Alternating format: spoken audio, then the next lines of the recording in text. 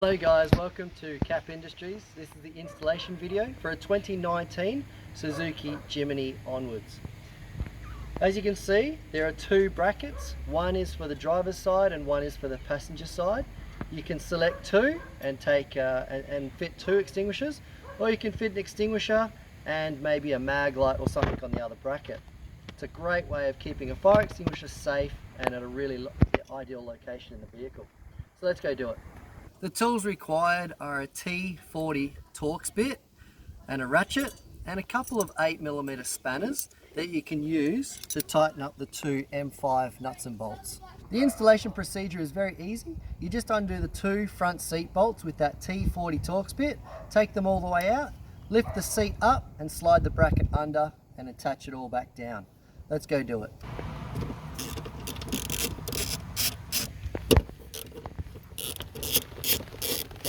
Once the two bolts are out, as I said, you lift the front seat up, you place the bracket under, and then just find somewhere where your extinguisher will mount and decide on a position, up or back.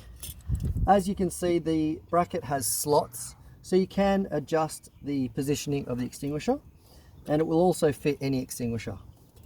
So here I will place it right there. And then attach the cage of the extinguisher to the bracket and bolt it up. And tighten them up with those two 8mm spanners. Then just lift the front of the seat up again, place it in there and put the bolts back into the factory location.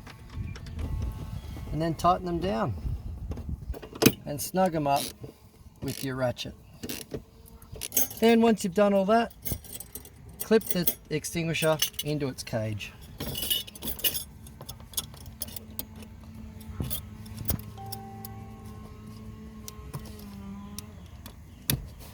And you're done.